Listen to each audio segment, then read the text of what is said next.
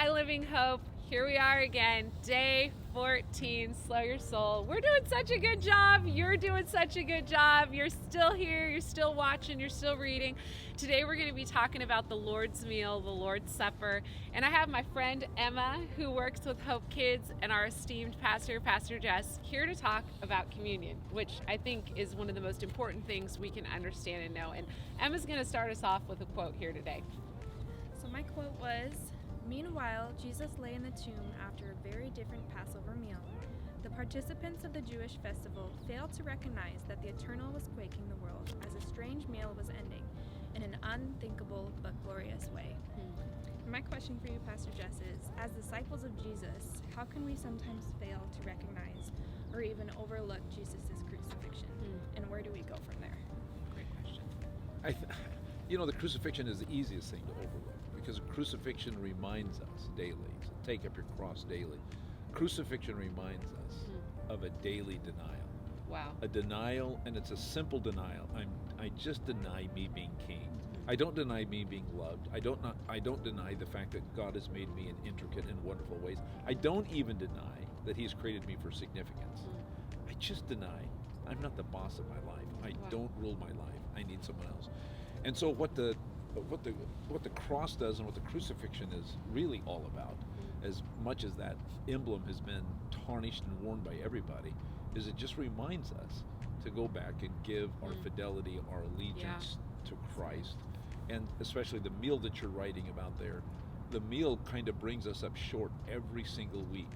Because the meal to some degree is a reenactment of the crucifixion. And you say, like, what do you mean by that, a reenactment of the crucifixion? I say this in the book, that the body that lay on the table that night when Jesus had communion was the lamb. And He moved the body of the lamb that was slain to, to cause the death angel to pass over, moves to the bread. And so the bread and His body become synonymous. And so it brings us up short every single week, as we're saying now, we are in the living presence of the crucified Lord.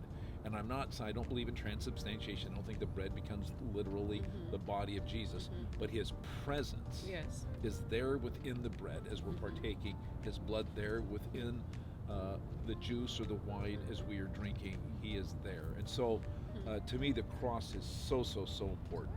I need to ever be reminded I'm not the king, He is. Good and question. I love that you make that distinction for us and invite us back into the story of Passover, because as people who live here and now, we miss that connection. And to even imagine, N.T. Wright does this, to imagine the disciples sitting there at that Passover meal and having Jesus change words that had been spoken for generations, they would have been like, what is going on? And they would have understood that something different was about to take place. And so I think for us to get the power of what happens at the Lord's Supper, we've got to look at Passover, and you invite us to do that. Now, Pastor Jess, I went to Bible college, and one of the most controversial subjects actually is communion. Whole denominations are based on how people view communion and baptism, right? I was kind of raised in the tokenism era of communion. Talk to us. Help us make this transition to how even you and Living Hope sees communion. Well, I think tokenism is like the worst thing you can do with communion. It is not.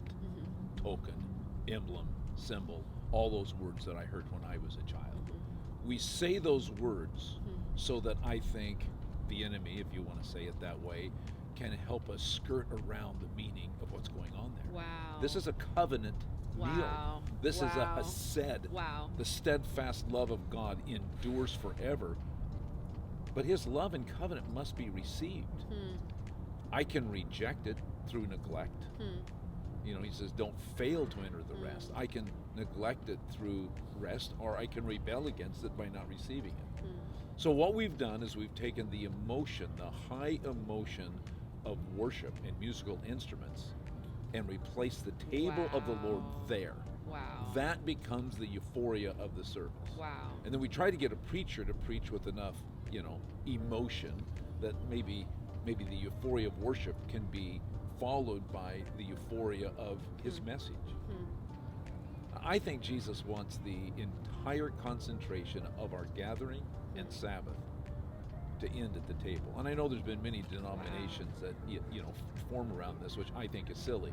Let's just go back to his words. This is my body given for you. This. Yes. And he said, don't say it, do it.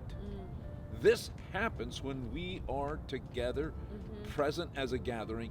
This happens. The bread is his body. I don't try to figure out. And the cup is the new covenant in his blood. So we make this great exchange at the table as a people. We give him our infidelity, our lack, of all the stuff that would be taking our life back to ourselves. We lay that all at his feet. And he flushes us with the very faithfulness of Jesus that put him on the cross in the first place for us. And now, the faithfulness that was in Jesus, he places within us. Just make one last statement. I think the disciples that night were absolutely confused. What are you doing? You're on the wrong day. You're saying the wrong words. You're moving the body to the bread.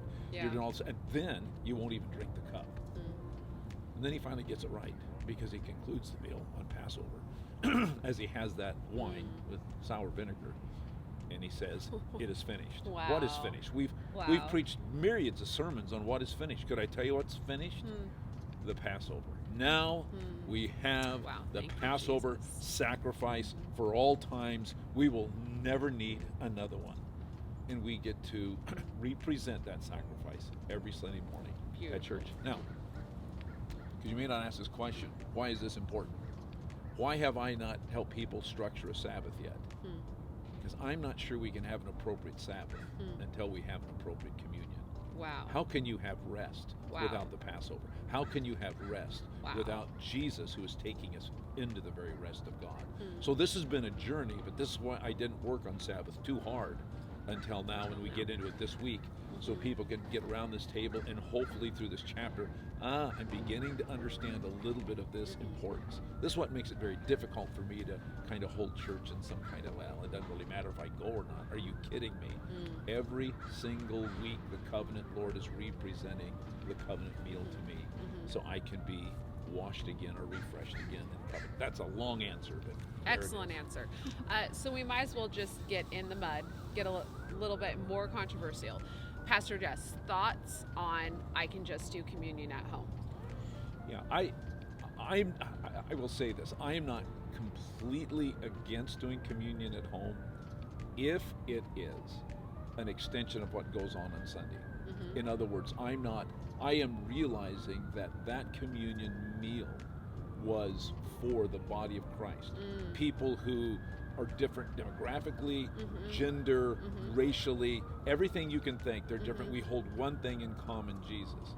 So if a man goes into, like, let's say your husband goes into your home and he brings out some bread and some cup, and in that way, we are connected with Jesus. We are connected with the body of Christ. And because of that, we are going to, as a family, receive this now to remind ourselves. I think that's probably okay and appropriate. But as a replacement meal for this thing that's going on Sunday morning, I think that's real silly. I think it's dangerous. I think it's foolish.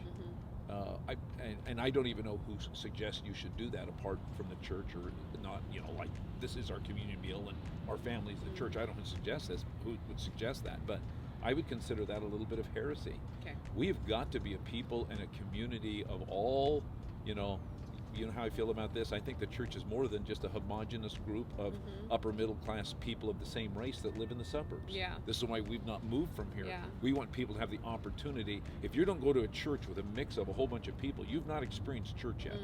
You get into a church where you got to lean into, oh, you do things that way. Oh, that's your culture. Oh, you have these political ideas and values, and you love Jesus. And we start moving over for each other. Now you've got the body of Christ. And so that table is where all that kind of beautiful happens.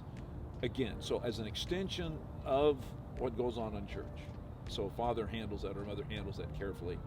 I get it. But as a replacement, I think dangerous. Okay. Thank you, Pastor Jess. That was wise words. We cannot wait to celebrate around the Lord's table, the Lord's meal with you tomorrow at church. So we'll see you there. Bye, Living Hope.